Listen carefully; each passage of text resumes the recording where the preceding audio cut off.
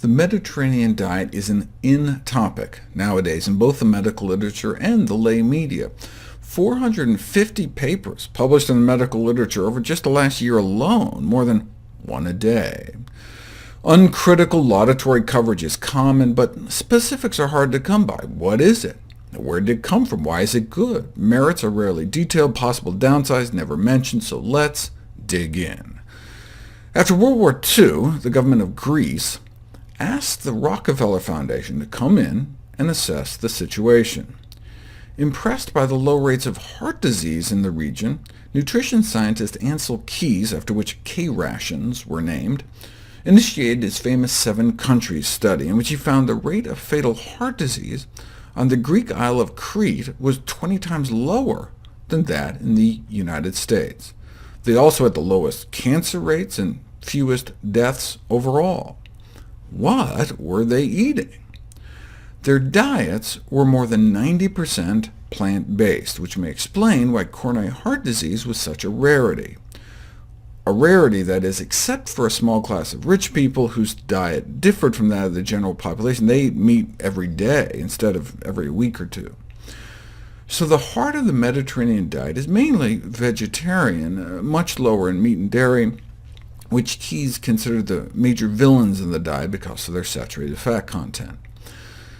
Unfortunately, no one is really eating the traditional Mediterranean diet anymore, even in the Mediterranean. The prevalence of coronary heart disease skyrocketed by an order of magnitude within a few decades in Crete, blamed on the increased consumption of meat and cheese at the expense of plant foods.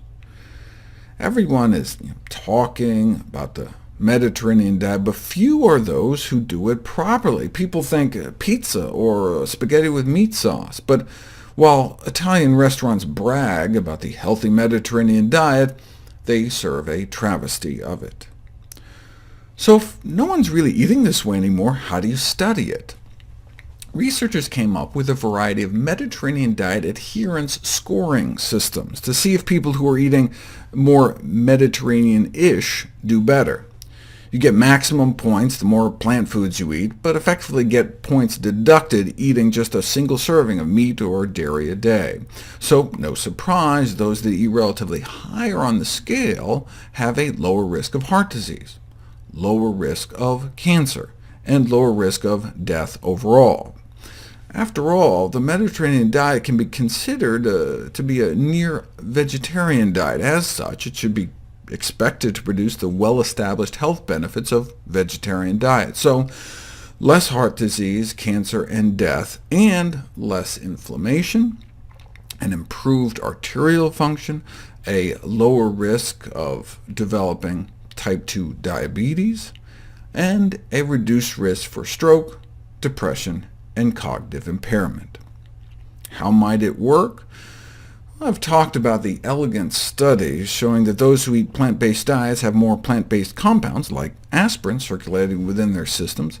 Polyphenol phytonutrients in plant foods are associated with significant lower risk of dying in and of themselves.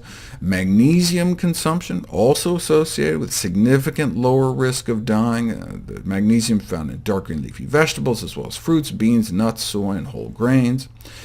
Heme iron, on the other hand, the iron found in blood and muscle, acts as a pro-oxidant and appears to increase the risk of diabetes, whereas plant-based non-heme iron appeared safe. Same thing with heart disease. Animal-based iron found to significantly increase the risk of coronary heart disease, our #1 killer, but not plant-based iron. The Mediterranean diet is protective compared to the standard American diet, no question, but any diet rich in whole plant foods and low in animal fat consumption could be expected to confer protection against many of our leading killers.